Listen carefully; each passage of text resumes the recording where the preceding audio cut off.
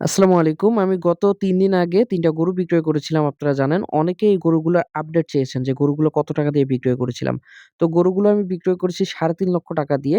এই ৳৩.৫ লক্ষ দিয়ে গরু বিক্রয়ের মাঝে আমার গরু ৩ টা কেনা ছিল ৪১,০০০, ৫১,০০০ এবং ৬৬,০০০ পর্যায়ক্রমে ৳১,৬২,০০০ ৩ টা গরু।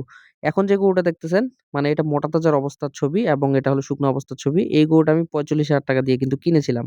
তো একটা ৳৪৫,০০০ দামের কেনা গরুতে খরচ আর কত হইতে পারে? এই গরুটা আমি ৬ মাস পালন করছি। তো ৬ মাসে এটার পিছনে আমার খুব বেশি হলে খরচ কিন্তু ৳৩০,০০০-৳৩৫,০০০ হইছে। যেমনটা দেখতেছেন এটা কিন্তু বিক্রয়ের আগের দিনের ভিডিও। বাট যে অবস্থাটা দেখলেন এটা ছিল শুকনো অবস্থার ভিডিও। তো শুকনো অবস্থায় এটা যে শুকনা ছিল এই গরুটা আমার ১ম অবস্থায় ৳১০০ র খাবার খাইতো। শেষের দিকে এই গরুটা আমার খাবার খাইতো ৳২২০-৳২৫০ সব মিলে আমার লেবার কস্ট, কারেন্ট বিল যা আছে সব মিলে।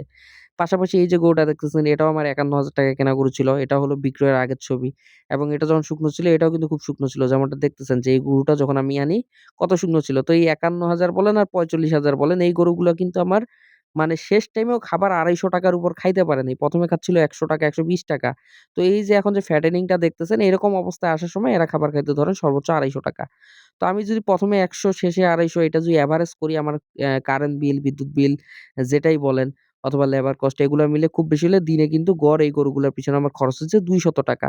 তো এই গরুগুলো আমার ৬ মাস করে আমার খামারে ছিল, এই ২ টা গরু।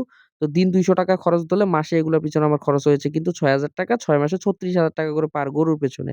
পাশাপাশি এখন যে গরুটা দেখতেছেন এটা আমার খামারে ছিল মাত্র ৩ মাস।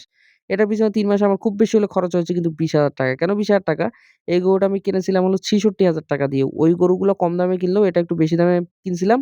তেমন এটা পালন করছি কিন্তু আমি অনেক কম সময়ে। এটা আমি দেখেন যখন আজ থেকে ৩ মাস আগে কিনে আনি ৳৬৬,০০০ দিয়ে এটার অবস্থাটা কি একটা অবস্থা ছিল। খুবই শুকনো এবং জর্জরিত একটা গরু। যেটা মনে করেন যে আপনি হইলে হয়তোবা ৳৬৬,০০০ কিনতেন না। বাট আমি ৬৬ দিয়ে কিনছি। কারণ আমি জানতাম যে এটা তো পরিবর্তন আসবে, সমস্যা নাই। তো পরিবর্তন আসার পর কেমন পরিবর্তন আসছে আপনারা দেখতেই পাচ্ছেন। এই গরুগুলো কিন্তু আমাদের লাইভ ওয়েট ওজন করা। তো লাইভ ওয়েট অনুযায়ী এই গরুগুলার কিন্তু মাংস ছিল প্রায় ১৫ মণ। তো এই ৩ টা গরু আমি কিন্তু বিক্রয় করলাম ৳৩.৫ লক্ষ দিয়ে। বাট এই গরুগুলো আমার কেনা ছিল কিন্তু পর্যায়ক্রমে শেষে যেটা দেখলেন ওটা ৬৬, ২য় নম্বরে যেটা দেখলেন ওটা ৫১, ১ম এ যেটা দেখছিলেন এটা হলো ৪৫।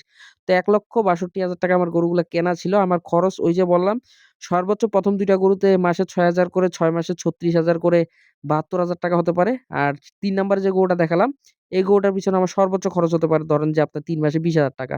তো এই ৳৯২,০০০ হলো আমার সর্বোচ্চ খরচ। আর গরু আমার কেনা ছিল হলো আপনার ৳১,৬২,০০০। এই ৳১,৬২,০০০ প্লাস ৳৯২,০০০ ৳২,৫৪,০০০ কে যদি আমি ৳৩.৫ লক্ষ থেকে মাইনাস করি তাহলে আমার নেট প্রফিট দাঁড়ায় ৳৯৬,০০০। এই ৳৯৬,০০০ হলো আমার নেট প্রফিট আলহামদুলিল্লাহ।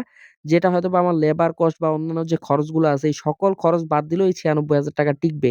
তার উপর আপনারা অনেকবার ভিডিওতে বলেন যে, "ভাই লেবার কস্ট ধরলেন না।" ভাই লেবার কস্ট সবকিছু মিলে ধরার পরেই আমি পার গরুতে দিন ৳২০০ ধরেছি। কারণ ৳২০০ র উপর খরচ হয় নাই। এই গরুগুলা যখন একটা ৳৪৫,০০০ র গরু কয় টাকা খেতে পারে? যখন আমি আনি, দিন খাবার খেত ৳১০০ র ৳৫১,০০০ র গরুটাও ওরকম ৳১০০ র খাবার খেত। শেষের দিন অবধি এই গরুগুলা ৳২৫০ র উপর আমার খরচ করাইতে পারে নাই। তো এভারেজ যদি আমি ৳২০০ ধরি, এর থেকে আমার মনে হয় না আর খরচ ধরার প্রয়োজন আছে। তারপরও এই যে ৳৯৬,০০০ আমার প্রফিট বেরোচ্ছে, আমি যদি ওটা ফেলেও দেই ভাই, তারপরও তো ভাই এখান থেকে যদি আমি আরো ৪৬ ও বাদ দিয়ে দেই, তারপরেও তো ৳৫০,০০০ টিকবে। তো এটা তো সুদের ব্যবসা না, হালাল ব্যবসা। এখানে যদি ৳৫০,০০০ ও আসে তারপরও আমি মনে করি আলহামদুলিল্লাহ এবং অনেক ভালো। তো যারা প্রফিট জানতে চেয়েছিলেন, আলহামদুলিল্লাহ আশা করি এরকম ৳৯৬,০০০ বা ৳৯০,০০০ অনায়াসে প্রফিট ৩ টা গরুতে আসবে আলহামদুলিল্লাহ।